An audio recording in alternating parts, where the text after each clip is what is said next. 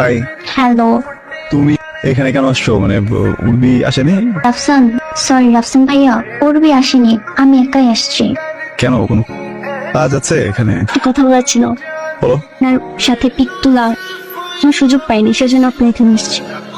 আচ্ছা, আপনার অসুবিধা হলে আমি চলে যাই। না না, কোনো সমস্যা নাই। মানে তুমি তো উর্বি ফ্রেন্ড, তাই না?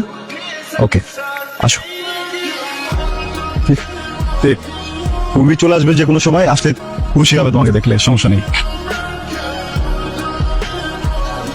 আরে তুই করছিস তুমি? এই তোর কি মাথা ঠিক আছে? হ্যাঁ, চল। উর্বি ওই,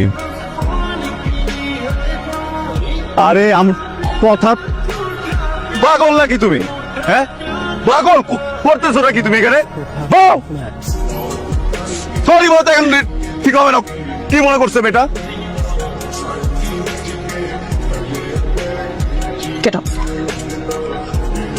কোথা থেকে চলতেছে সব? কি হবে থেকে চলতেছে?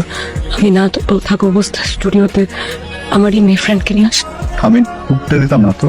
তোমার ফ্রেন্ড তুতলাবি না, তুতলাবি না, তুতলা একটা।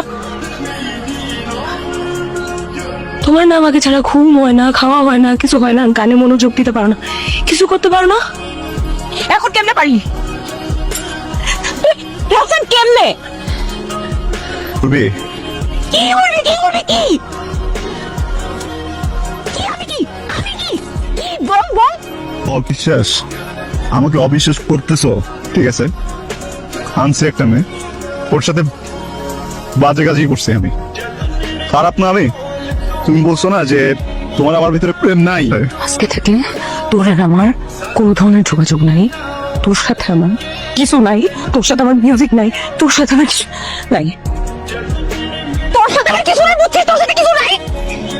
না থাকলে তো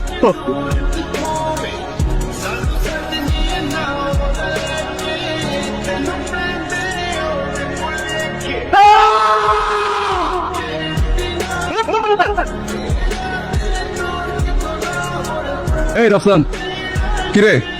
কার এঙ্গেজমেন্ট? দোস্ত, তুই জানোস না আজকে উর্বির এঙ্গেজমেন্ট?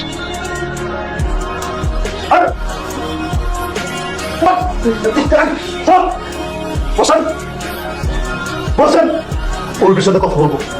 এর মাঝখানে যদি একটা মানুষ ঢোকে না একদম, কিন্তু আসলে কি হবে তো? হ্যাঁ, আমি থাকতে আরেকটা চাকরি বিয়ে করতেছিস?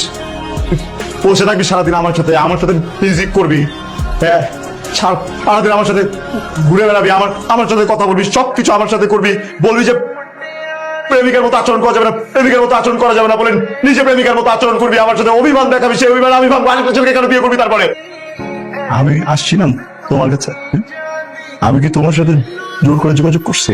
তুমি আসছো, যে মানুষটা কোনোদিন কোনো মানুষের সাথে কথা বলে নাই, কারোর সাথে যোগাযোগ করে নাই, ওই মানুষটার সাথে জোর করে যোগাযোগ করছো। একটা মানুষ আর একটা জীবন একা একা থাকছে, একটা মানুষ সারা জীবনে কোনদিন বন্ধু বানায় নাই, সে কখনো জানে না যে কিভাবে বন্ডিং বানাইতে হয়। সেই মানুষটার কাছে যখন আসছো, ওই মানুষটাকে যখন অভ্যস্ত করছো নিজের সাথে, সারাদিন কথা বলছো, কেয়ার করছো, ওই মানুষটা তো প্রেমে পড়ে গেছে। মুখ দিয়ে বলছি কখনো? তোমাকে তো বলে নাই যে অনেক ভালোবাসে, বুঝছে? যে বুঝে গেছো, নিজে বুঝে আবার পেটও করছো যেন প্রেমের কথা না বলে সামনাসামনি। ওই দিন আমার স্টুডিওতে মেয়েটা, ওকে ঢুকতে দিতাম না, তোমার ফ্রেন্ড, এই জন্য ঢুকতে দিছি। আমি তো জানতাম তুমি আসবা। আমার যদি উল্টাপাল্টা কোনো কিছু করার ইচ্ছা থাকতো, আমি কি ওকে তখন আসতে বলতাম? মিসবিহেভ করছো, কিচ্ছু বলি নাই। বাকি তোমার মতো তুমি আমাকে তোতলা বলছো, আমি তাও কিছু বলি নাই, কারণ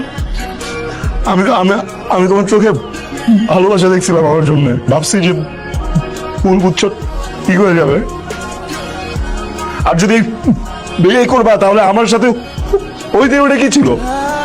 তোতলা মানুষটা কি কষ্ট দিতে অনেক ভালো লাগে, নিজে কষ্ট পাইলে চোখ থেকে পানি বেরোয়। তোমার কি মনে হয় যে তোতলা মানুষের হার্ট কি আরেকটা অন্য কিছুতে বানানো থাকে?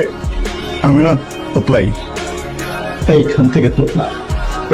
এই, একদম